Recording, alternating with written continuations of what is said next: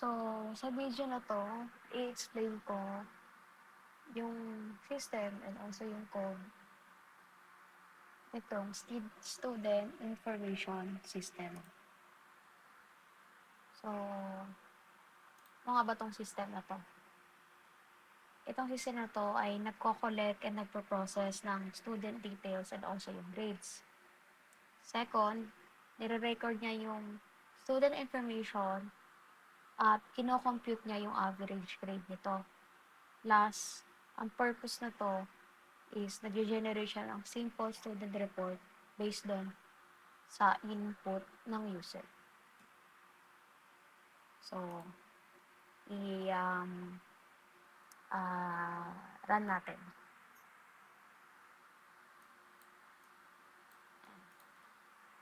Enter student ID. So,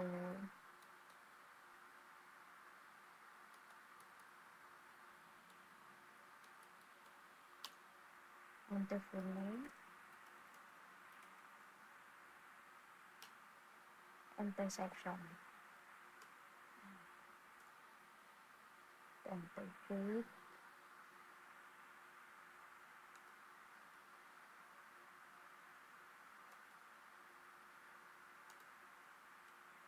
Ayan. Si lahat na nabanggit ko, nandiyan, nag-input yung user, and then, yung summary, yung student report. So, this code, tinatanong niya yung user to enter the student ID, the full name, yung section, and also yung grades ng student or user. After nyan, yung grades is nai-store siya in a list. Then, ina-add niya ito together and divides by 3 to compute the average. Finally, ito yung sinasabi ko kanina na nagpiprint siya ng student report na nagpapakita ng details and also the computed average. So, ayun lang.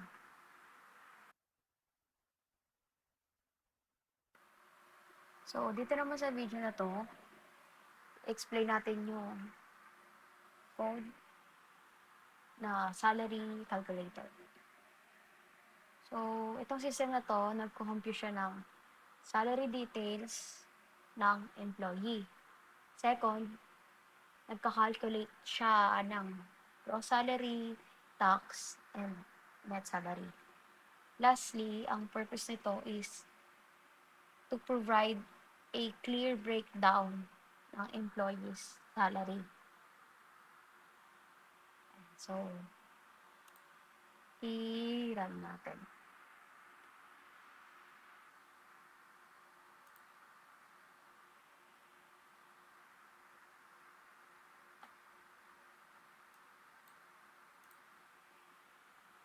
Ayan. Employee name. Basic salary. So, overtime hours.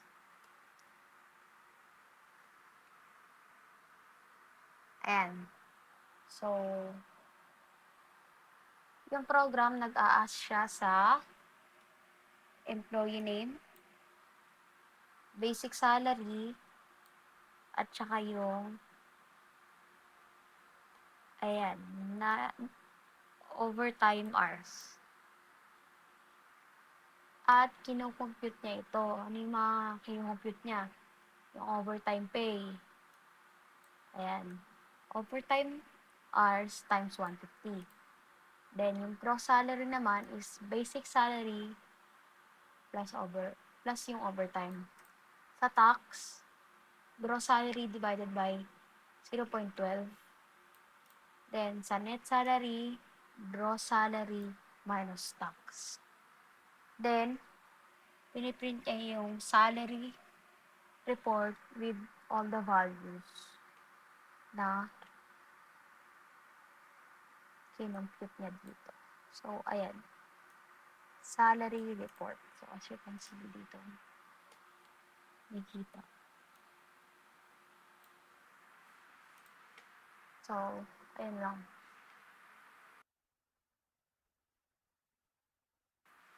So, sa video na to, i-explain ko yung leap year checker. Explain ko yung code. So, itong system na to is nag-check siya whether kung yung given year ng user or in-input ng user is leap year. Second, dinidetermine niya yung leap year validity based sa rules. Lastly, ang purpose nito is to identify if the entered year has 366 days or yung tinatawag nga natin na leap year. So, run natin. Enter a year. Not a leap year. Enter. Run ulit natin. Try naman natin yung leap year. Leap year. Ayan. So, itong code na to is tinatanong niya yung user na mag-enter ng year. And then, yung program naman, sine-check niya yung leap year conditions, which is ito. Ngayon, kung ang year is a leap year, if divisible siya by 4. And kapag hindi naman, divisible siya by 100. Or, take note, or divisible by 400. Ngayon, kapag yung condition nag-match dito sa mga ito, nabanggit ko, ipiprint niya yung leap year. Otherwise, ang else natin, and piniprint niya not a leap year. So, ayun lang para sa leap year checker.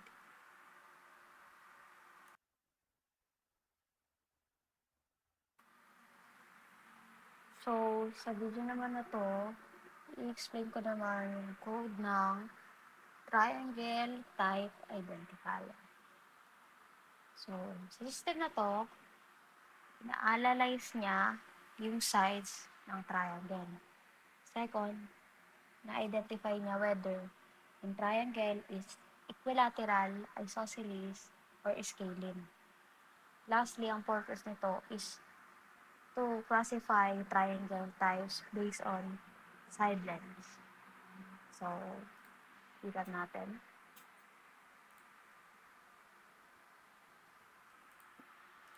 Enter side A. So, try mo natin equilateral. So, ano ba yung mga sides ng equilateral? And enter lang natin. Equilateral. Next, palabasin lang din natin yung isosceles. Ano ba yung mga sides ng isosceles? I-type lang din natin or i-input lang din natin. 45, 45, then 90. Ayan, and then, lastly, scaling. Try natin. Ano ulit yung mga size nun. Again, input lang ulit.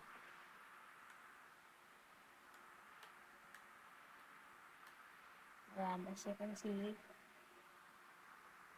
tama naman yung mga output na lumabas. So, tinatanong niya yung user to enter 3-side lengths. And then, the program first checks if the sides form a valid triangle. Siyempre, tinitignan muna ng program kung valid triangle form ba yung input ng user.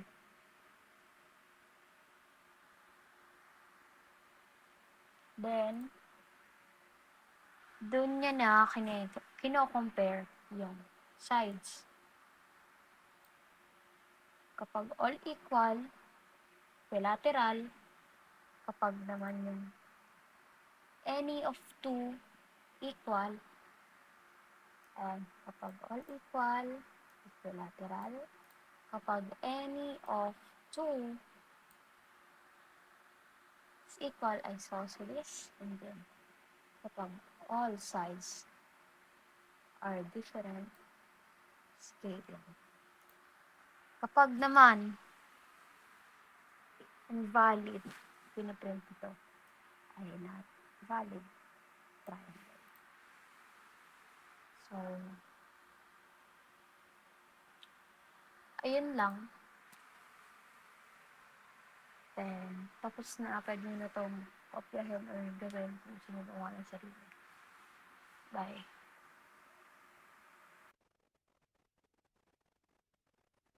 So, sa video naman na to, i-explain ko naman yung number comparison game code. So, ano nga ba tong system na to? Itong system na to is kino-compare niya yung 3 numbers.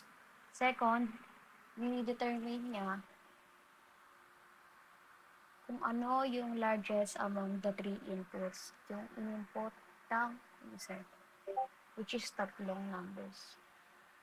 Plus, ang purpose nito is ina-identify niya yung largest number and also sine-check naman niya if yung number na nilagay is even or odd number.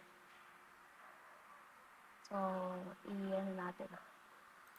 Try natin i-run.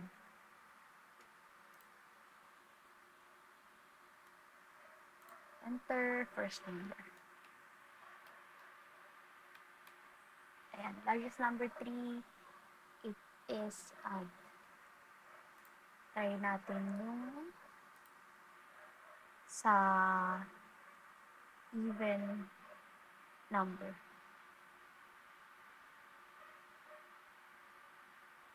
Largest number 4, it is even. So, the user enters 3 numbers, which is located dito. Then, the program, gumagamit siya ng max, located dito, which is para mahanap niya yung largest number sa in-input ng user, which is tatlong inputs. Then, sine-check niya, sine-check ng program kung yung largest number is even. Then, piniprint niya ito ng even kapag ito ay pinakamataas sa tatlo number na in-input ng user. Kapag odd naman, or odd, piniprint o yung else, piniprint yan ay ito, which is yung kapag odd number, yung pinaka mataas sa tatlo. So, for this video, ayun lang. And bye.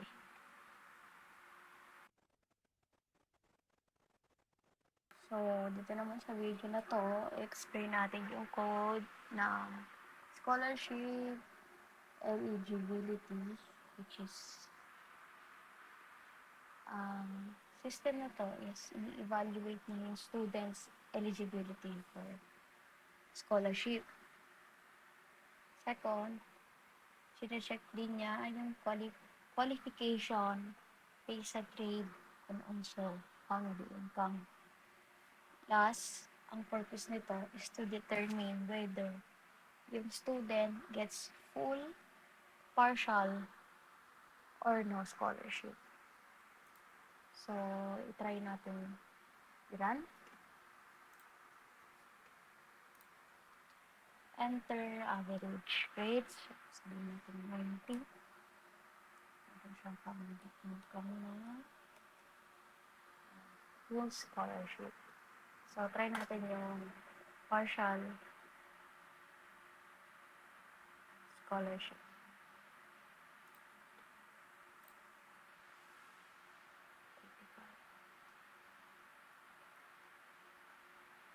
Partial scholarship. So, the user inputs average grade, also yung family income. So, yung system, sine-check niya kung yung average is greater than equal to 90 and kapag ang income ay less than 200,000. Nagpiprint ito ng full scholarship. And if kapag naman ang average ay greater than equal to 85 and ang income ay 500,000, nagpiprint naman to ng partial scholarship. So, ano else? Which is hindi dapat dito sa dalawa na to. Ano else? It's not eligible. So, ito try natin yun. The else part. So, sabihin natin.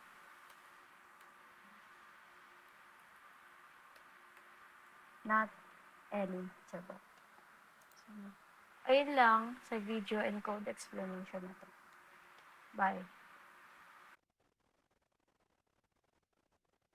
So, sa video naman na to, i-explain natin yung code ng electricity bill calculator. So, itong system na to, nagko-compute siya ng electricity bills. Also, kinakalculate niya yung charges based doon sa consumed kilowatt hours. Lastly, ang purpose nito is generate niya yung total electricity bill including yung additional fees. So, try natin to i-run. Enter function. Enter kWh function.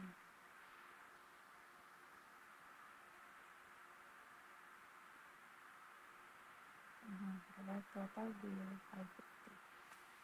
So, itong code, syempre tinatanong yung user to enter how many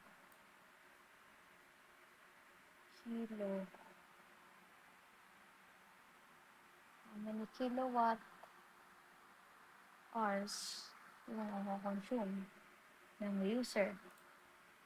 Then, yung program, kinakalculate niya if less than equal to 100, nire-rate niya to. Ang rate nito is per 5 kWh. Kapag naman more than 100, ang rate niya is 8 per kWh. Ngayon, after computing, ina-add niya ang 50 fixed charge, which is ito. Finally, pag na-compute, dinidisplay niya na ang total bill. Try natin yung itong, yan. Try natin. So, try natin ulit. So, ang sabi dito, else, kapag more than 100. So, 50.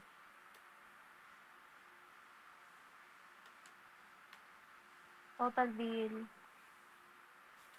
2,050. So, ayun lang sa video na to. Sobrang madali lang. I-try nyo na rin. Bye.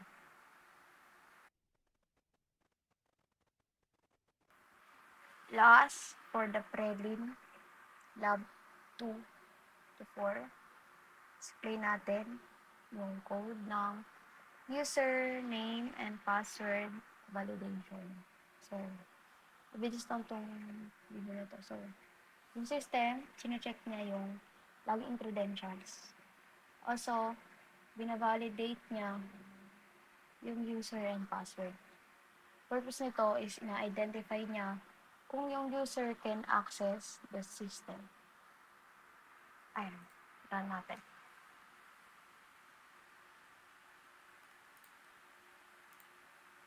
Enter username, gayahin natin kung ano yung ibigay. Nakalagay sa code. Admin. Enter. Password 1, 2, 3, 4, 5. Enter. Login successful. So, ganyan yung program, nagtatanong or nag-a-ask for username and password. Ngayon, chine-check naman niya kung match ito sa code mo. If username is equal to admin and password is equal to 1, 2, 3, 4, 5. Yun. Kapag both is match, i-print ito ng login successfully. Kapag naman hindi match or ang else, nag-print na invalid credentials. So, try natin yung invalid credentials. Run natin ulit. Enter username. Sabihin natin, mali natin yung password. Invalid credentials. So, ganun ang kabilis, ganun ang kadali para sa video na to. Bye!